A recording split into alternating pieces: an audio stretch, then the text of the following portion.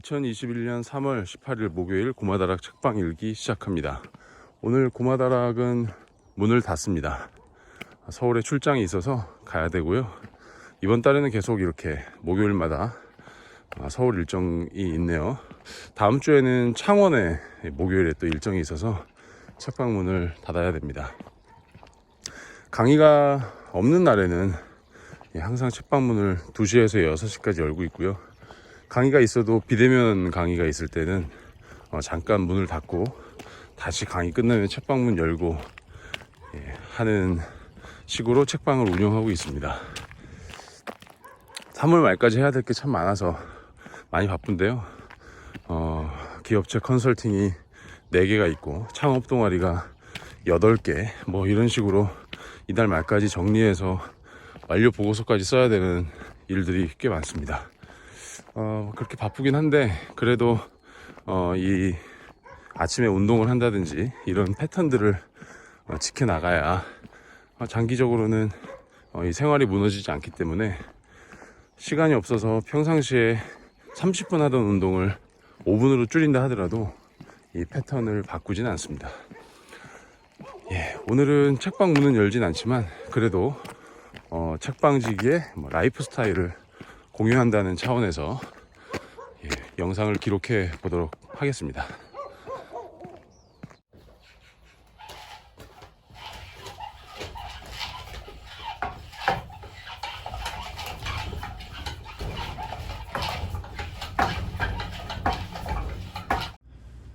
현재 시간이 8시 45분이고요. 아이들을 학교에 데려다주고 책방에 왔습니다. 10시 반에 버스를 타고 가니까 한 1시간 20분 정도는 작업을 할 수 있을 것 같아서 왔고요. 일단 커피 한잔 하고 하루를 시작해 보도록 하겠습니다.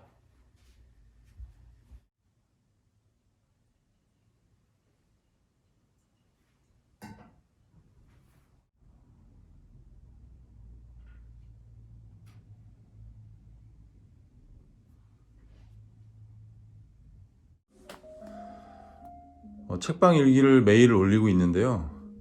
아침에 커피 마시면서 생각을 해보니까 아침에 뭐 별 특별한 일이 없으면 책을 읽어드리면 좋겠다 하는 생각이 드네요. 그래서 지금 들리는 음악이 쇼팽의 빗방울 연주곡이거든요.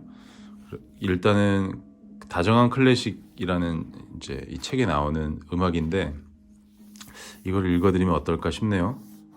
이 아이디어는 공주를 기록하시는 화가 수양 김영주 선생님 그 유튜브를 보고 아이디어를 얻었고요. 감사드리고 감사드려요. 언제까지 할지는 모르겠으나 일단은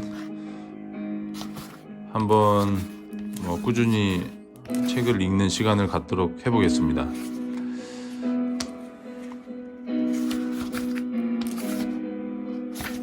오늘 좀 바쁘긴 한데 그래도 책 읽고 조금이라도 읽고 작업을 시작해 볼게요. 자, 내 삶은 언제나 클래식이었다.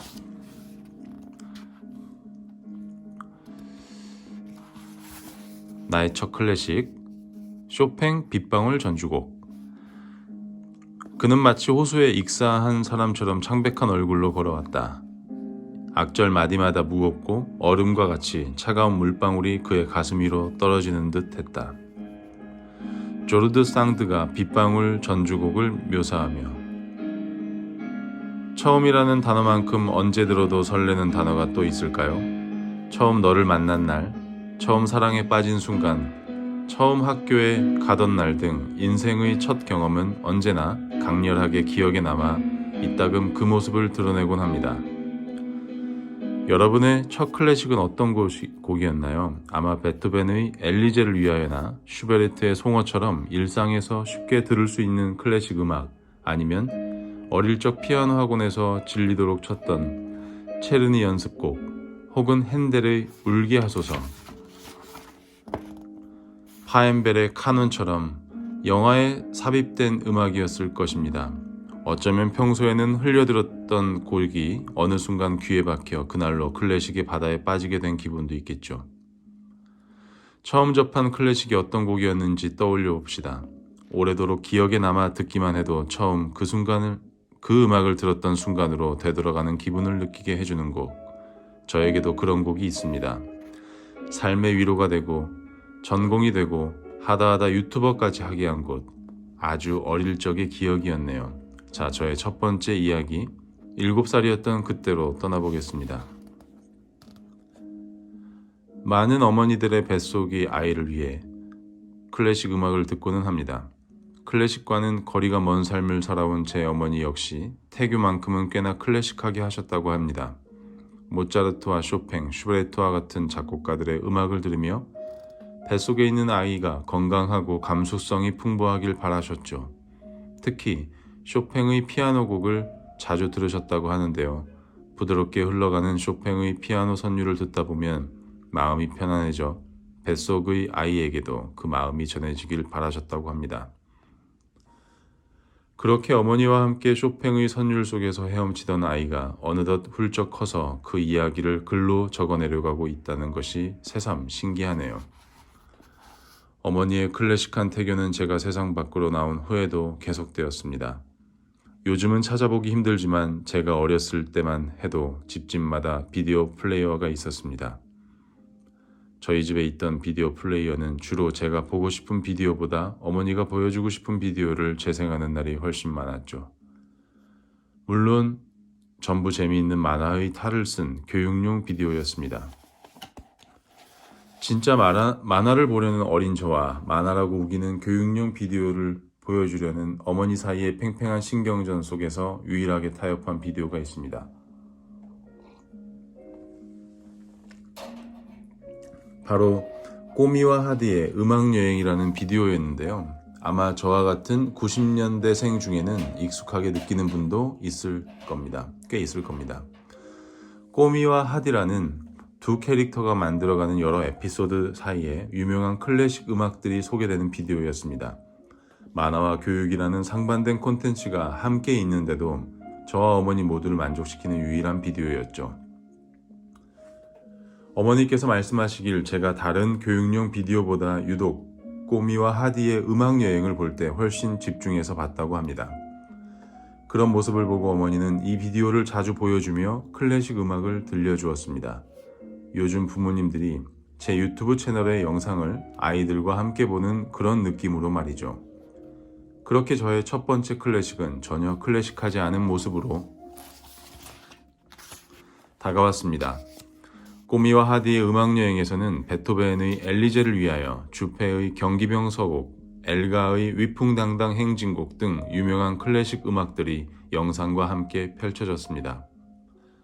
예를 들어 경기병 서곡 음악에 푸른 초원을 힘차게 내달리는 강아지의 영상이 나오는 식으로 말이죠.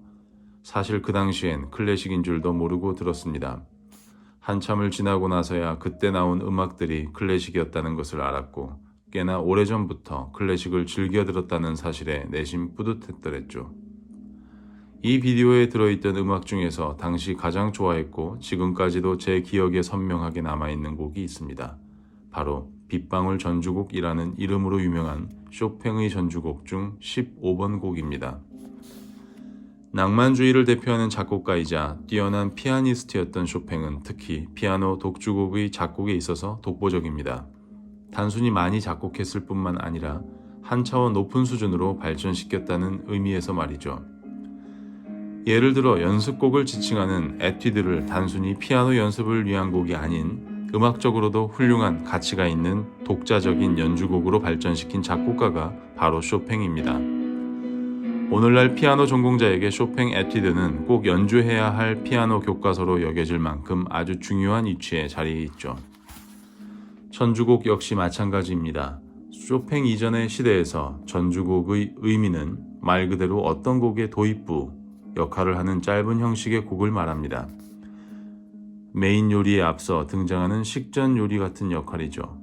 하지만 낭만주의 시대에 이르러 쇼팽을 포함한 많은 작곡가가 전주곡을 더 이상 식전 요리가 아닌 그 자체로 훌륭한 메인 메뉴가 될 수 있도록 새로운 가치를 부여했습니다. 전주곡이 하나의 독립된 음악으로 연주될 수 있도록 말이죠. 그리고 그 중심에는 쇼팽의 전주곡이 있었습니다.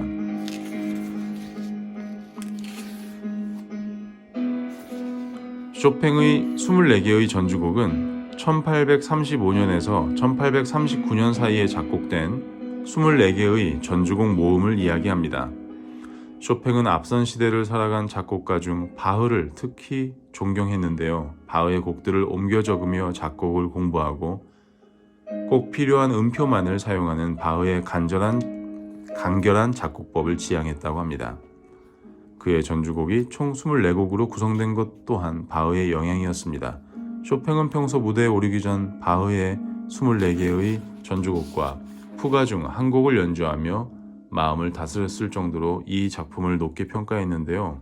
자신의 전주곡 역시 바흐가 그랬듯 12개의 장조와 12개의 단조를 모두 사용하여 작곡했습니다. 그렇게 총 24곡으로 작곡된 쇼팽의 전주곡은 곡마다 각기 다른 매력을 풍기고 있습니다. 예를 들어 2단조 조성으로 작곡된 4번 곡의 경우 가슴이 먹먹해지는 우울감이 느껴지는 반면 비단조 조성인 16번 곡은 강렬한 도입 이후 약 1분간 거침없이 질주하며 긴박하게 흘러가는 모습을 보입니다. 이렇게 24개의 전주곡을 듣다 보면 쇼팽이 각 조성을 어떻게 느끼고 있었는지 짐작해 볼 수 있는데요. 그래서인지 당시 음악평론가였던 한스 폰 벨로는 쇼팽의 24개의 전주곡을 듣고 각 곡이 가지고 있는 특징을 잘 나타내주는 제목을 붙여주었습니다. 앞서 말씀드린 4번 곡과 16번 곡에는 각각 질식과 지옥이라는 제목을 붙였고 가장 유명한 15번 곡에는 빗방울이라는 제목을 붙여주었죠.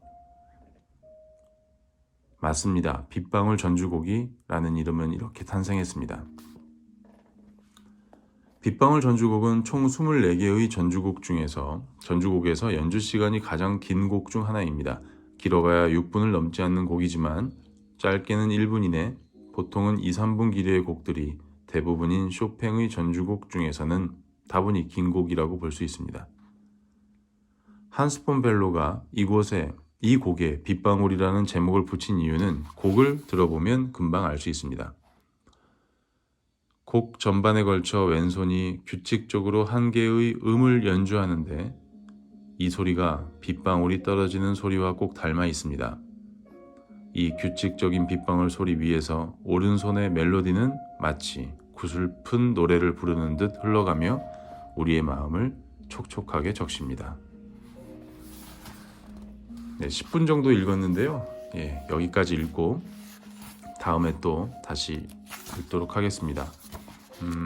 저는 이제 정말 1시간 동안 집중해서 일을 하고 버스 타러 공주 터미널로 가보겠습니다.